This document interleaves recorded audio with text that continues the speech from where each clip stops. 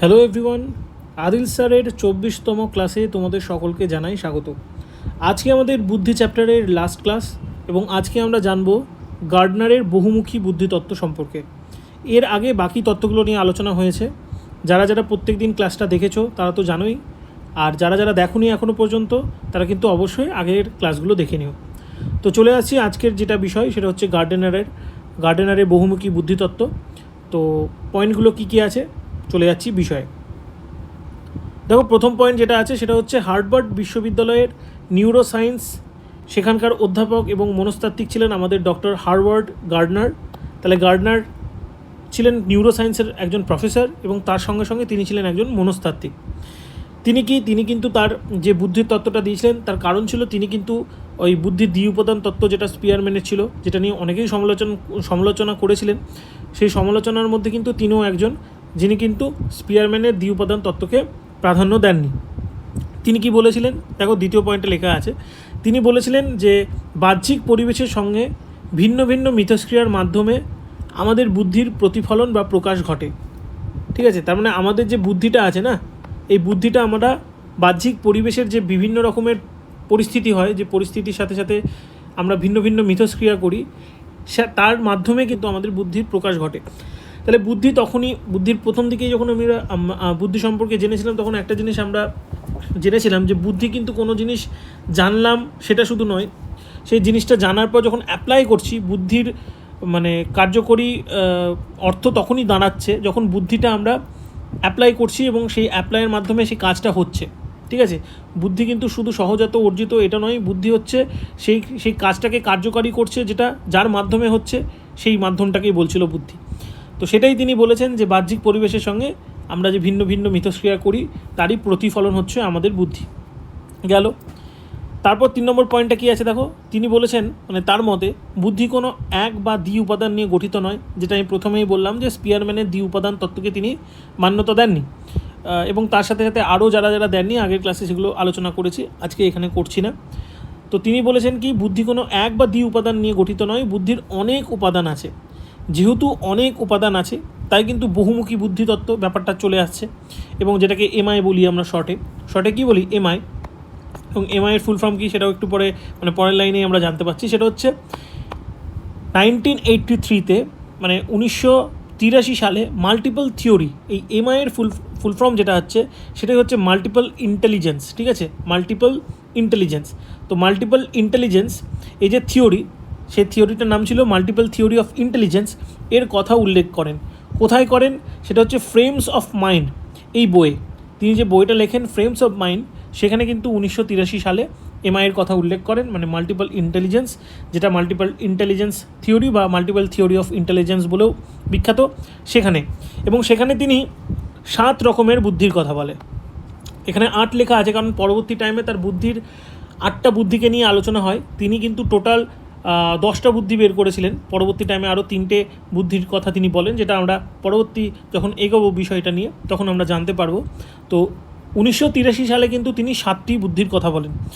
তিনি মনে করতেন যে মানুষের মধ্যে ন্যূনতম 7 প্রকারের বুদ্ধি আছে, যার বাহ্যিক পরিবেশের সঙ্গে ভিন্ন ভিন্ন মিথস্ক্রিয়ার মধ্যে দিয়ে প্রতিফলন ঘটায়। তো সেখানে কিন্তু তিনি 7 রকমের বুদ্ধির কথা বলেছিলেন। এবং কেন, কী ক্ষেত্রে তিনি বুদ্ধিটাকে ইউজ করেছিলেন সে বিষয়ে পরের পয়েন্টে লেখা আছে। সেটা হচ্ছে তিনি বিভিন্ন ক্ষেত্র, আমরা যে বিভিন্ন ক্ষেত্র বা জোন বলি বা ডোমেন, যেটা প্রথম থেকে আমরা পড়ে আসছি, ডোমেন বিকাশের ক্ষেত্রে বিকাশের বিভিন্ন ডোমেন নিয়ে আমরা আলোচনা করেছিলাম। তো সেই বিভিন্ন ক্ষেত্র বা ডোমেনে মানুষের কর্মক্ষমতা বিশ্লেষণ করেন এবং বুদ্ধিকে 8টি অপেক্ষাকৃত স্বাধীন মাত্রার সমন্বয়ে গঠিত এই সিদ্ধান্তে উপনীত হন। যেহেতু 7টা বুদ্ধির কথা তিনি প্রথমে বলেছিলেন 1983-তে, এবং পরবর্তী টাইমে তিনি আরও অনেকগুলো বুদ্ধির কথা বলেন, কিন্তু তার টোটাল বুদ্ধির যে থিওরি, সেখানে টোটাল 8টা বুদ্ধিকে নিয়ে কিন্তু 8টা বুদ্ধিকে গ্রহণ করা হয়। ঠিক আছে, 9 নম্বর বুদ্ধি যেটা আছে সেটা 9 আর 10টা কাছাকাছি ক্ষেত্রে একই আছে, সেটা লাস্টের দিকে আলোচনা করার সময় আমরা আলোচনা করব। বাকি তার বুদ্ধির তত্ত্ব যদি বলা হয়, মানে তার যে তিনি যে বুদ্ধি কত রকমের ভাগ করেছিলেন, সেটা কিন্তু পরবর্তী টাইমে 8টা হিসাবে গৃহীত হয়। কিন্তু তিনি প্রথমে উল্লেখ যখন করেছিলেন 1983-তে, এবং তিনি সেখানে যখন কথা বলেন সেখানে কিন্তু তিনি 7 রকমের বুদ্ধির কথা বলেছিলেন। তো যাই হোক, পরবর্তী যে 8টা যেটা আমাদের আলোচ্য বিষয়, সেই 8টাকে নিয়ে আমরা এগোবো। তো বুদ্ধিকে 8টি অপেক্ষাকৃত স্বাধীন মাত্রার সমন্বয়, অর্থাৎ প্রত্যেকটা বুদ্ধি, এই যে 7 রকমের বুদ্ধি, প্রত্যেকটা বুদ্ধি কিন্তু ইন্ডিভিজুয়াল, তারা কিন্তু স্বাধীনভাবে, সিঙ্গেলভাবে, মানে একে অপরের সাথে জড়িত নয়, পুরোপুরিভাবে আলাদা এবং নিরপেক্ষ, পরস্পর যে নিরপেক্ষ পরের পয়েন্টে আছে, সেইভাবে তিনি কিন্তু প্রকাশ করেন। কি তিনি মনে করেন প্রতিটি বুদ্ধির একটি সূচক আছে, মানে একটা ইন্ডিকেটর আছে, প্রত্যেকটা বুদ্ধির একটা সূচক আছে যা পরস্পর নিরপেক্ষ। এবার এই যে পরস্পর নিরপেক্ষ, এই কথাটা তিনি বলেন যে বুদ্ধির মানে বুদ্ধি স্বাধীন এবং বুদ্ধির যে ইন্ডিকেটর সেটা পরস্পর নিরপেক্ষ, এই কথাটা থেকেই কিন্তু পরবর্তী টাইমে তার তত্ত্বকে নিয়ে আলোচনা এবং সমালোচনা শুরু হয়। কেন হয়, কী জন্যে হয়, আসছি আমরা পরবর্তীতে আরও ভালোভাবে, পয়েন্টগুলো আমরা এখন জেনে নিই। পরের পয়েন্টটা কী আছে, এটি একাধিক বুদ্ধিমত্তা, মানে এই যে থিওরি, এটাকে একাধিক বুদ্ধিমত্তার থিওরি বলা হয়, বহু বুদ্ধিমত্তার থিওরি বলা হয়, এবং তাছাড়া বহুমুখী বুদ্ধির তত্ত্ব হিসেবেও কিন্তু এই থিওরিটাকে বা এই তত্ত্বটাকে বলা হয়। তাহলে এর কতগুলো নাম পেলাম, একটা হচ্ছে একাধিক বুদ্ধিমত্তা, বহু বুদ্ধিমত্তা এবং বহুমুখী বুদ্ধির তত্ত্ব। ঠিক আছে, এতগুলো নামে কিন্তু তার থিওরিটা আমরা জানতে পারি। চলে গেলাম পরের পেজে। পয়েন্টটা কী লেখা আছে, তিনি বলেন মানুষের বৌদ্ধিক ক্ষমতার আলাদা আলাদা এবং একটি মস্তিষ্কের নির্দিষ্ট এলাকার সঙ্গে যুক্ত থাকে। তার মানে এই যে আমাদের যে বৌদ্ধিক ক্ষমতা, বুদ্ধিটা কি বৌদ্ধিক ক্ষমতার অংশ, তাহলে এই যে বৌদ্ধিক ক্ষমতা, এটা প্রত্যেকের আলাদা আলাদা হয়। তো প্রত্যেকের আলাদা আলাদা বুদ্ধি হয়, কারণ বুদ্ধি একটা বিশাল বড় ফ্যাক্টর করে আমাদের ইন্ডিভিজুয়াল ডিফারেন্সেস তৈরি করার ক্ষেত্রে। মানে প্রত্যেকটা মানুষের ব্যক্তিত্ব আলাদা, প্রত্যেকটা মানুষের বৈশিষ্ট্য আলাদা, তার মধ্যে কিন্তু বুদ্ধি একটা বিশাল বড় ফ্যাক্টর। সেটা আমরা আগের ক্লাসেও জেনেছি, যখন আমরা ব্যক্তিগত বৈশিষ্ট্য, ঠিক আছে, যখন পড়ছিলাম প্রত্যেকের, তখনও আমরা দেখতে পেয়েছি যে বুদ্ধিটা কিন্তু বিশাল বড় একটা ফ্যাক্টর। এবং তিনিও কিন্তু এখানে উল্লেখ করেন যে মানুষের বৌদ্ধিক ক্ষমতা আলাদা আলাদা হয় এবং এটি মস্তিষ্কের নির্দিষ্ট এলাকার সঙ্গে যুক্ত থাকে। ঠিক আছে, এটি একটি ভিন্ন ভিন্ন বিকাশমূলক কাজে অংশগ্রহণ করে। মানে এই যে বুদ্ধি, এটা বিকাশের একটা ভিন্ন ভিন্ন কাজে কিন্তু অংশগ্রহণ করে। এবার এই যে কথা, এই যে বিকাশমূলক কাজে ভিন্ন ভিন্নভাবে অংশগ্রহণ করে, অর্থাৎ এই যে আগেরটা বললাম পরস্পর নিরপেক্ষ, এটা নিয়েই কিন্তু যত আমাদের পরবর্তী সমালোচনাগুলো হয়। কারণ আমরা জানি বিকাশের প্রত্যেকটা ডোমেন একে অপরের সাথে কিন্তু লিঙ্ক, যেটা আমরা জেনে এসেছি। মানে বিকাশের একটা স্তর আরেকটা স্তরকে এফেক্ট করে। তেমনি আমাদের বুদ্ধিও কিন্তু আগের থিওরি থেকেও জেনেছি, বা বুদ্ধি নিয়েও আমরা যখন জানলাম যে কোনো একটা জিনিস করতে পার্টিকুলার ওই ক্ষেত্রের বুদ্ধি লাগছে তা নয়, কখনো কখনো কিন্তু একাধিকভাবেও কিন্তু ক্ষেত্রটা বাড়ছে, বা সেখানেও কিন্তু হাজারটা স্কিলস বা বুদ্ধি আমরা ইউজ করে থাকছি। কিন্তু গার্ডনার বলছেন যে না, একদমই না, আমরা কিন্তু প্রত্যেকটা ভিন্ন ভিন্ন কাজের ক্ষেত্রে ভিন্ন ভিন্ন বুদ্ধি ইউজ করে থাকি, যেটা নিয়ে পরবর্তী সময়ে তার থিওরিকে নিয়ে সমালোচনা শুরু হয়। তো যাই হোক, যা সমালোচনা হয় না হয় সেটা আমাদের বিষয়বস্তু নয়। বিষয়বস্তুটা হচ্ছে তিনি কি বলে গেছেন এবং এখান থেকে আমাদের পরীক্ষায় কী কী আসতে পারে। পয়েন্টে চলে যাচ্ছি, স্টার্ট দিয়ে দেখো লেখা আছে, তিনি এটা বিশ্বাস করতেন যে মানুষের চিন্তা ও শেখার জন্য বিভিন্ন উপায় রয়েছেন। তাহলে আমরা যে মানুষ বিভিন্ন রকম চিন্তা করছি এবং আমাদের চিন্তা এবং শেখার যে বিভিন্ন উপায় রয়েছেন, এটা কিন্তু তিনি আবার মেনেছিলেন। এবার আমরা চলে যাচ্ছি পুরোপুরি তিনি যে 8টি বুদ্ধির কথা বলেছিলেন, সেই বুদ্ধিগুলো কী এবং কীভাবে কাজ করে এবং তার কী বিশেষত্ব বা তার ডেফিনেশন কী, সেই সম্পর্কে আমরা জানব। তো প্রথমেই যেটা আছে সেটা হচ্ছে ভাষাগত বুদ্ধি, যেটাকে বলা হচ্ছে লিঙ্গুইস্টিক ইন্টেলিজেন্স। অর্থাৎ কী জিনিসটা, মানে শব্দের অর্থ চিন্তা করার যে ক্ষমতা, যে বুদ্ধির মাধ্যমে আমরা পাই, সেটাই হচ্ছে আমাদের ভাষাগত বুদ্ধি, বা অর্থ প্রকাশের জন্য ভাষা ব্যবহারের যে ক্ষমতাটা আমরা পাই, সেটাই হচ্ছে ভাষাগত বুদ্ধি। অর্থাৎ বিভিন্ন ভাষা ব্যবহার করার যে বিভিন্ন উপায় আমরা যে বুদ্ধির মাধ্যমে করে থাকি, সেটাই কিন্তু ভাষাগত বুদ্ধি।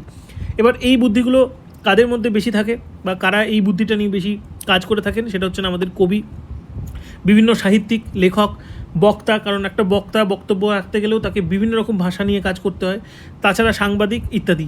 তো এই গেল আমাদের প্রথম ভাষাগত বুদ্ধির বৈশিষ্ট্য। এবার চলে যাচ্ছি 2 নম্বর, সেটা হচ্ছে যুক্তি গাণিতিক বুদ্ধি, যেটাকে বলা হয় লজিক্যাল ম্যাথমেটিক্স ইন্টেলিজেন্স। এই বুদ্ধিটা কীরকম, যুক্তিভিত্তিক সমস্যা বিশ্লেষণ।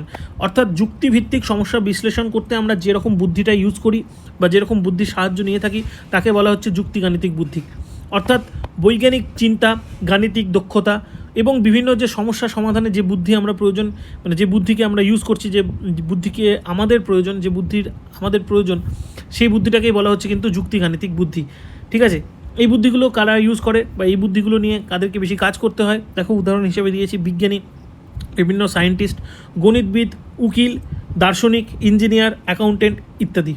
তাহলে এই গেল যুক্তি গাণিতিক বুদ্ধির ডেফিনেশন এবং এর মধ্যে কারা কারা পড়ে আশা করি তোমরা বুঝতে পেরে গেছো। চলে যাচ্ছি এবার 3 নম্বর পয়েন্টে। 3 নম্বর পয়েন্টটা দেখো, সেটা হচ্ছে সঙ্গীত ছন্দাশ্রয় বুদ্ধি। সঙ্গীত বা ছন্দাশ্রয় বুদ্ধি, যেটাকে বলা হয় মিউজিক্যাল রিদমিক ইন্টেলিজেন্স। এটা কী জিনিসটা?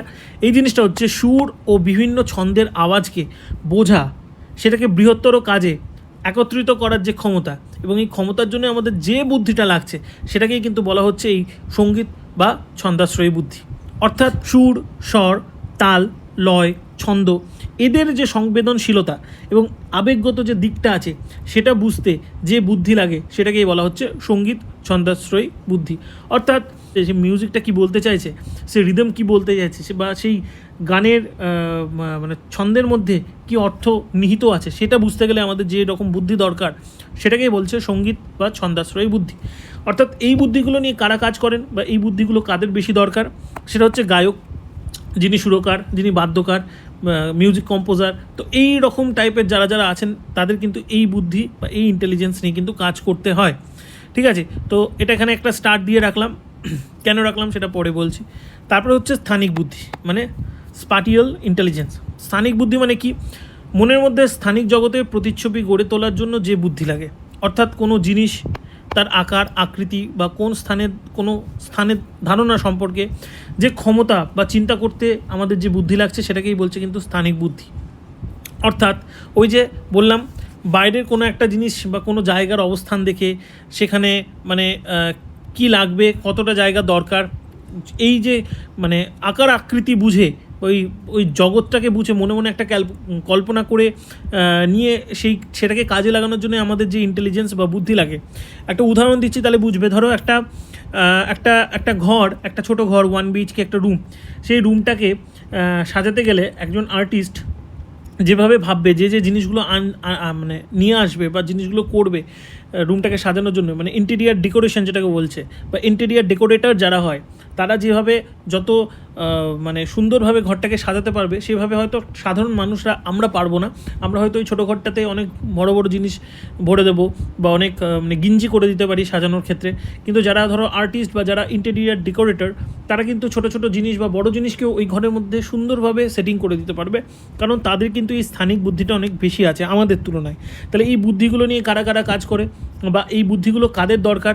দেখো, যারা নাবিক, যারা জাহাজ চালাচ্ছে সমুদ্রের মধ্যে, তাদের কিন্তু দিক নিদর্শন করতে হয়, তাদের দিকের সম্বন্ধে জ্ঞান থাকতে হয় এবং তাদের কিন্তু একটা আইডিয়া থাকতে হয় যে হ্যাঁ বরফটা অতটা দূরেই আছে, ঠিক আছে, ওই পাঁচ কাটিয়ে আমাদের যেতে হবে, নাহলে কিন্তু টাইটানিকের মতো অবস্থা হবে, ধাক্কা লাগবে এবং জাহাজ ডুবে যাবে। তাহলে নাবিকদের রাখতে হবে। শিল্পী, যেটা আমি বললাম আর্টিস্ট, শিল্পীদের রাখতে হয়। আমিন, যারা জমি জমা মাপ করেন যারা, তাদের মধ্যেও কিন্তু এই স্থানিক বুদ্ধিটা অনেক বেশি। তারা কিন্তু একটা আইডিয়া নিয়ে বলে দেবে হ্যাঁ এটা এত স্কোয়ার ফুটে চলে যাচ্ছে বা এটা এত বিঘার মধ্যে পড়ছে, তাদের কিন্তু একটা আইডিয়া আছে।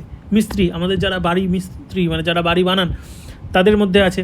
শিল্পীর মধ্যেও কিন্তু আমাদের ধরো যারা মূর্তি বানান, ঠিক আছে, মাটির শিল্পী যারা হতে পারেন বা যে কোনো একটা মানে ধরো যারা ক্রিয়েটিভ আর্ট করে, মানে কোনো একটা বক্সকে কেটে কোনো একটা মডেল বা কোনো একটা ছবি বানাচ্ছে, তাদের কিন্তু আইডিয়া হয়ে যায় যে মানে এই কার্ডবোর্ডটা কতটা কাটলে কতটা থাকবে বা কোনো অংশকে কাজে লাগালে এই জিনিসটা হবে। এই যে মানে আমাদের বুদ্ধিটা লাগছে না, যে স্থান সম্পর্কিত স্থানিক বুদ্ধিটা আমাদের লাগছে, এটা কিন্তু তাদের ক্ষেত্রে খুব বেশি প্রয়োজনীয়। তাছাড়া কারা কারা আছে? আর্কিটেক্ট, ঠিক আছে, পাইলট, আমরা যে এরোপ্লেন চালাচ্ছি, পাইলট, ওপরে যাচ্ছি, তো আমাদের এই স্থানিক বুদ্ধিটা খুব দরকার। ড্রাইভার, তো এরা হচ্ছে এদের মধ্যে উদাহরণের মধ্যে পড়ছে, হ্যাঁ, স্থানিক বুদ্ধির উদাহরণের মধ্যে পড়ছে। এরপর চলে যাচ্ছে শারীরিক বুদ্ধি। শারীরিক বুদ্ধি জিনিসটা কীরকম? অর্থ হচ্ছে যে মানসিক ক্ষমতা দেহ সঞ্চালনমূলক সমন্বয়ে সাধন করে, মানে দেহ সঞ্চালনমূলক সমন্বয় সাধন করে যে মানসিক ক্ষমতা। কারণ আমরা জানি বুদ্ধি হচ্ছে একটা মানসিক ক্ষমতা। তাহলে যার মানে যে বুদ্ধিকে আমরা কাজে লাগিয়ে আমাদের ফিজিক্যাল অ্যাক্টিভিটিগুলো আমরা করতে পারি এবং খুব ভালোভাবে করতে পারি, তাদেরকে মানে তাদের ক্ষেত্রে কিন্তু আমাদের এই শারীরিক বুদ্ধিটা অনেক বেশি প্রয়োজনীয়। কাদের ক্ষেত্রে প্রয়োজনীয়? দেখো, খেলোয়াড়, স্পোর্টসম্যান, ফুটবলার বলো, ক্রিকেটার বলো, কবাডি প্লেয়ার বলো বা বক্সার বলো, যারাই আছে তাদের কিন্তু এই শারীরিক বুদ্ধিটা অনেক বেশি দরকার, কারণ তাদেরকে এই বুদ্ধিটা সবসময় কাজে লাগাতে হয়, কারণ তাদেরকে শরীরটাকে পরিশ্রম করে বা শরীরটাকে খাটিয়েই কিন্তু তাদের প্রফেশনাল জায়গাতে তাদের স্কিলটাকে ডেভেলপ করতে হয়, বা তাদেরকে কিন্তু সেই জায়গায় উচ্চ জায়গায় পৌঁছাতে গেলে তাদেরকে কিন্তু এই বুদ্ধিটাকেই কাজে লাগাতে হয়। ডান্সারের ক্ষেত্রেও মুভমেন্ট, বডি মুভমেন্ট অনেক বেশি থাকে, ব্রেক ডান্স থেকে শুরু করো, ক্লাসিক্যাল যেটাই হচ্ছে, তাদের ক্ষেত্রেও আমাদের কী করতে হচ্ছে, শারীরিক বুদ্ধিটাকে অনেক বেশি ইউজ করতে হচ্ছে। বা বডি বিল্ডার, ঠিক আছে, আমরা যারা হেভি ওয়েট করি বা যারা হেভি ওয়েট চ্যাম্পিয়ন, তাদের ক্ষেত্রেও কিন্তু এই জিনিসটা পড়ছে, অর্থাৎ শারীরিক বুদ্ধি। এবার এখানেও আমি একটু স্টার দিয়ে রাখলাম, কেন দিয়ে রাখলাম সেটাও পরে বলছি। পরের পয়েন্টে চলে যাচ্ছি, সেটা হচ্ছে আমাদের 6 নম্বর পয়েন্ট, সেটা হচ্ছে আন্তঃব্যক্তিক বুদ্ধি বা ইন্টারপার্সোনাল ইন্টেলিজেন্স, এবং পরেরটা হচ্ছে ইন্ট্রাপার্সোনাল ইন্টেলিজেন্স। এবার ইন্ট্রা আর ইন্টার এই দুটোর মধ্যে কিন্তু একটা কনফিউশন হয়ে যায়, কনফিউশন আশা করি তোমাদের আর হবে না, তো জিনিসটা ভালো করে জেনে নাও। প্রথমটা যেটা হচ্ছে ইন্টার, সেটা হচ্ছে আন্ত, আর অন্ত মানে হচ্ছে ইন্ট্রা। এবার ইন্টার জিনিসটা কি, অন্যান্য ব্যক্তির ইচ্ছা, মানে অন্য কোনো ব্যক্তি, তার ইচ্ছা, তার প্রেরণা, তার উদ্দেশ্য বোঝার ক্ষমতা যে বুদ্ধির মাধ্যমে আমরা গ্রহণ করি, সেটাই হচ্ছে কিন্তু আন্তঃব্যক্তিক বুদ্ধি, মানে ইন্টারপার্সোনাল ইন্টেলিজেন্স। যেমন ধরো নেতা, মন্ত্রী, সমাজকর্মী, শিক্ষক, বিক্রেতা, থেরাপিস্ট, সাইকোলজিস্ট ইত্যাদি। অর্থাৎ এই যে নেতারা দেখো জনতার কথা বোঝার চেষ্টা করে, কোনো জায়গায় ভাষণ দিতে গেলে যদি ভালো করে লক্ষ্য করো, নেতারা কিন্তু সেখানকার জনগণ কী চাইছে সেই অনুযায়ী কিন্তু কথা বলে। বা মন্ত্রী, তারাও তাই করে। সমাজকর্মী, যারা সমাজে কাজ করে, তারা চায় সমাজে, বৃহত্তর সমাজের ম্যাক্সিমাম মানুষ কি চাইছে সেই অনুযায়ী কাজ করতে। আমরা শিক্ষকরা, আমরা চাই স্টুডেন্টরা কি বলছে, স্টুডেন্টের কি বক্তব্য, তাদের কি জিজ্ঞাসা আমাদের বুঝতে হয়। তাহলে আমরা কিন্তু অন্যের ব্যক্তি, মানে অন্য ব্যক্তি, আমি ছাড়া আমার সামনে যে ব্যক্তিটা আছে তার ইচ্ছা কী, তার প্রেরণা কী, তার উদ্দেশ্য কী, এগুলো কিন্তু বোঝার চেষ্টা করি, এবং তখন আমরা যে বুদ্ধিটাকে কাজে লাগাই সেটাই কিন্তু হচ্ছে আমাদের ইন্টারপার্সোনাল ইন্টেলিজেন্স।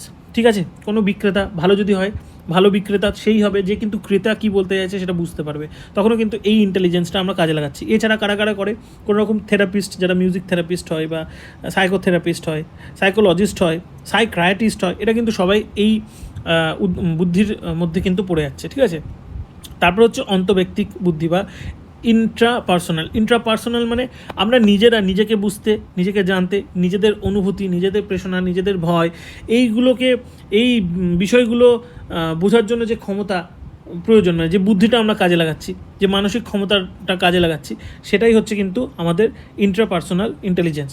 মানে কি, এবার এই জিনিসগুলো কাজে লাগিয়ে কারা কীরকম হয়ে যায় দেখো, রোল মডেল দিয়েছি, মানে রোল মডেল যারা হয় না, তারা কিন্তু নিজেকে খুব ভালোভাবে প্রতিষ্ঠিত করে। ঠিক আছে, সে আমাদের এখনকার ক্ষেত্রে আর্টিস্ট বলো, একটা মডেল বলো, বা সেলিব্রিটি, তারাও কিন্তু এক একজন দুটোই রাখে, তারা ইন্ট্রা এবং ইন্টারপার্সোনাল দুটো ইন্টেলিজেন্সকেই কিন্তু কাজে লাগায়, কারণ তারা নিজেকেও ভালো রাখতে হবে, নিজের আবেগ, নিজের অনুভূতি এবং নিজেকে বুঝতে হবে, জানতে হবে, তাহলেই তো সে তার মধ্যে থেকে বেস্ট জিনিসটা বের করতে পারে। আর যেটাকে দেখে আমরা তার ফ্যান হই বা তাকে ফলো করি, তাহলে সে নিজের সাথে সাথে ওর সামনের লোকটা বা তার অপোজিটে যে আছে তাকেও কিন্তু বোঝার চেষ্টা করে। তাহলে বড় বড় সেলিব্রিটিরা কিন্তু তাদের ইন্ট্রাপার্সোনাল এবং ইন্টারপার্সোনাল ইন্টেলিজেন্স এই দুটোকেই কিন্তু খুব ভালোভাবে কাজে লাগায়। যাই হোক, তাছাড়া কে আছে, আমাদের দার্শনিক আছে, বিভিন্ন শিল্পী আছে ইত্যাদি। তো এই গেল 7টা পয়েন্ট, এই 7টা পয়েন্ট ছিল। তারপরে যেটা হলো 8 নম্বর পয়েন্ট, যেটা যোগ হয়েছে, সেটা হচ্ছে প্রকৃতিগত বুদ্ধি বা ন্যাচারালিস্ট ইন্টেলিজেন্স।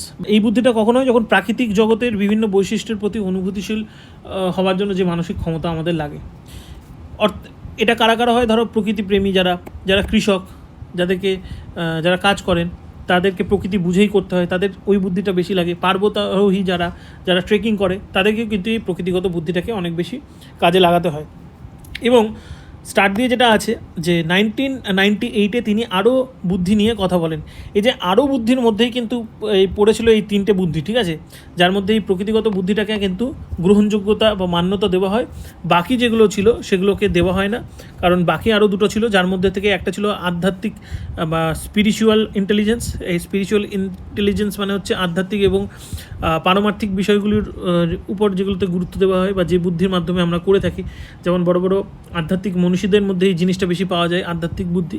সেটা হচ্ছে আমাদের স্বামী বিবেকানন্দ, ঠিক আছে,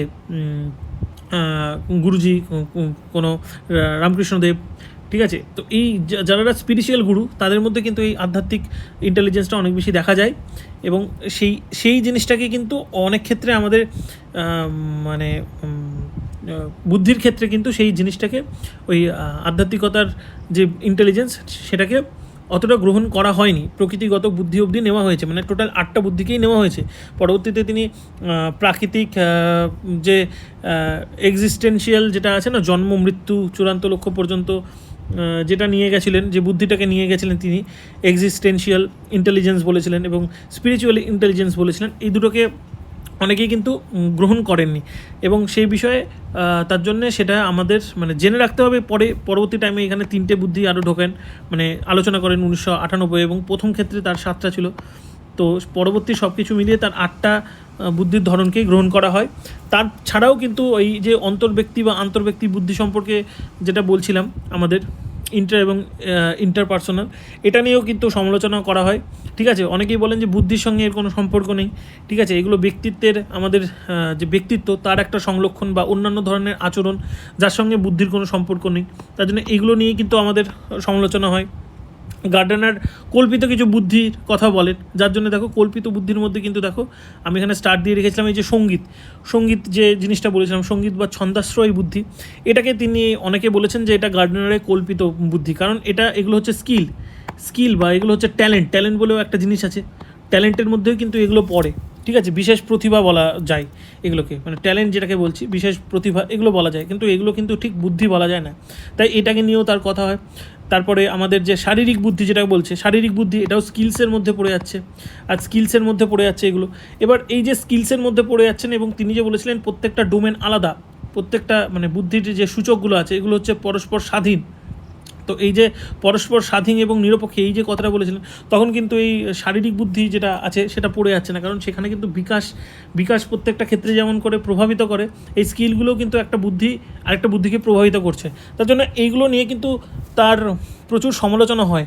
কিন্তু যতই সমালোচনা হোক না কেন, এটা কিন্তু সত্যি যে আমাদের গার্ডেনারের মানে যে বহুবিধ বুদ্ধিতত্ত্ব, মানে এমআই, ঠিক আছে, মাল্টিপল ইন্টেলিজেন্স, এইটা কিন্তু খুব তাড়াতাড়ি কী হয়, জনপ্রিয়তা লাভ করে। এবং আমাদের স্কুলিং শিক্ষার জন্য, মানে বিদ্যালয়ে পঠন পাঠনের ক্ষেত্রে কিন্তু গার্ডেনারের যে থিওরি এটাকেই বেশি অ্যাকসেপ্টেবল করা হয়। তো এই ছিল আজকের আমাদের গার্ডেনারের বহুমুখী বুদ্ধিতত্ত্ব। এইটুকুনি বিষয়বস্তু, মানে এটা ডিটেলসে পড়তে গেলে অনেকটাই পড়ানো যায়, কিন্তু আমাদের লক্ষ্য হচ্ছে পরীক্ষা ওরিয়েন্টেড কী কোশ্চেন আসতে পারে সেই অনুযায়ী বিষয়বস্তুকে জানা। তো আজকে এইটুকুনিই ছিল। তো আমি তোমাদের অনেক স্যার আজকে এতটুকুনি করালাম ক্লাস। নেক্সট দিন থেকে আমাদের হবে কোশ্চেন আনসার সিরিজ, আমাদের এবার প্র্যাকটিস সেট শুরু হবে। আর যদি তোমাদের একান্ত কোনো কিছু নিয়ে জানার থাকে তাহলে কমেন্ট করলে সেটার উপর বিষয়ভিত্তিক ক্লাস দেওয়া যেতে পারে। কিন্তু আপাতত আমাদের যে থিওরি ক্লাস, মানে চ্যাপ্টার ওয়াইজ যেটা ছিল অধ্যায় ভিত্তিক, সেই ক্লাস কিন্তু শেষ হলো। এবার কিন্তু আমাদের হবে প্র্যাকটিস সিরিজ শুরু, এবং পরবর্তী দিন আমরা শুরু করব বুদ্ধি বা ইন্টেলিজেন্সের প্র্যাকটিস দিয়ে, যেহেতু আমাদের ইন্টেলিজেন্সের চ্যাপ্টারটা শেষ হলো। তো আজ এই পর্যন্ত, দেখা হচ্ছে নেক্সট দিন। ততক্ষণ তোমরা খুব ভালো থেকো, প্র্যাকটিস করো ভালোভাবে, প্রিপারেশন নাও ভালো করে। তো take care and good by.